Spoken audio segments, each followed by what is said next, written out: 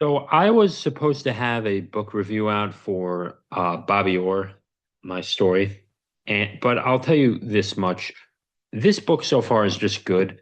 Only problem is I've had trouble just reading all of it. I've gone away from it for a little while, but overall it's good. There's a part with Alan Eagleson, so you kind of see where that went off and why he sort of went to Chicago. Uh, but but overall, I think that this was a pretty good, this is a pretty good book. I'm almost done with it. I'm on p page 208. But if you don't read every day, I mean, you can't concentrate as well as other people who do. I'll just say that. Um, we get to see a lot in this, and maybe I should have just told you that spoilers ahead, though. But we do see that Bobby Orr almost smoked a cigarette at 10 years old, and his mother found him and just ripped him a new one at the time. But yeah, there was that. Perry Sound, where he grew up, a lot of good hockey there, and he grew up a Leafs fan, so it's understandable when you're in Ontario that you will gravitate towards the Leafs. Uh, the runs of the early 1970s and maybe even to 1975 when he was with the Bruins,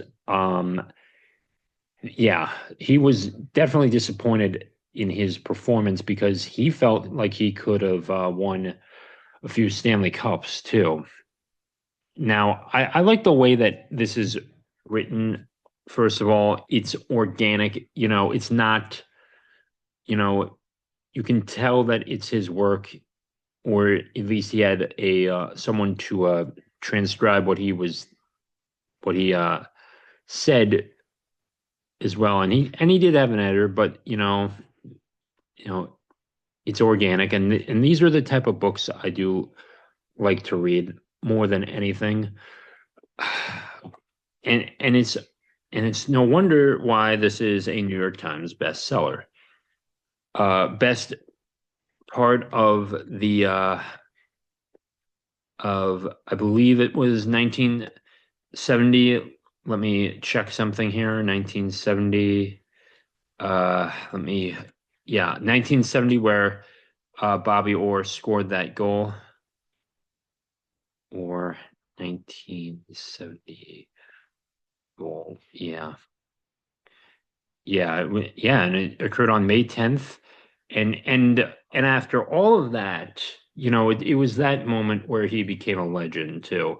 Now, now I think now I think he now he did mention in the book that had he taken some more time off uh to heal his knees, his knees might have been able to out for maybe another couple years. But I think that this game is tough too. You're gonna get injured and stuff like that, and it's not easy too. And he is grateful for playing in the NHL more than anything else. One of his few regrets is that, had he stayed in Boston, he would have been a part owner at least, and that would have helped him out. But again, Eagleson was a POS at the end of the day. You do learn a little bit about financial responsibility when you read that because, you are responsible for your own financial situation, the but delegating it all to one person is a no-no. That's not to say that you can't have a financial advisor or some agent cutting deals for you. But when they say, "Oh yeah, don't worry about it. Don't read this. Don't look over the details." Yeah, your red flags need to be raised higher than the UN buildings. It's not a good sign. You need to look over things as well. You know, and and I get that some of you are coming up and maybe, it's like finances. I'm just focused on the hockey, man. No, be focused on finances. You're going to be getting paid either through a 9 to 5, starting your own business, or if you're lucky enough to be a professional athlete, you'll get paid. You're going to be making money in some way, even if it's a low amount, you'll make it. So you need to be prepared how to invest and just get on it and be prepared for the future. Right there. Now, we do get to take a look at the original six mostly. Now Bobby Orr didn't play. He played at the end of that era. Um, but he plays in the original 12 era, and eventually the Sabres come around and towards him. So he's sort of so he play so Orr played more in the era of original 12 plus a few more expansion teams. I guess you could say the Washington Capitals came around, but he was sort of out of it too. And by the late 70s, he scores his last goal, and it's like you have to hang up the skates sort of thing at the end of the day because the toll on his body. The Now I'm in the section right now with the you know where he's about 30 years old and he has to go find a 9 to 5 job, and he's like all he's known is hockey his entire life. So I don't know. So, but I will read more of that in the future. I think that you need to be reading much more than usual. And with that being said, you know, I'll I just like this book. It's not a complete book review, but I decided why not just put something out, and I guess I'll enjoy the rest of this. The with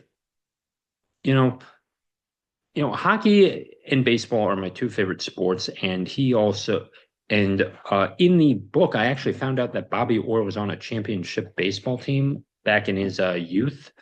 Not sure if it was Little League or during his teenage years, but wouldn't it have been interesting if he played baseball instead of hockey too? And and and now, if you actually have to ask me which type of professional athlete I would rather be, I'd rather be a professional baseball player. I mean, hockey is tough. You're going to get checked and everything. You might get beamed in the head with a baseball, but man, let me tell you something. Those hits are hard. I mean, if you've played high school hockey, you've played college, you've played, even at the time when you were a kid, those hits hurt. You were knocked down a lot. You play JV hockey, you do that. It's tough. And I mean, and you're checked off the puck, but at the end of the day, you get right back up too. So with that being said, check out this book, read it for yourself, go enjoy this, get some time off the screen. And with that being said, take care.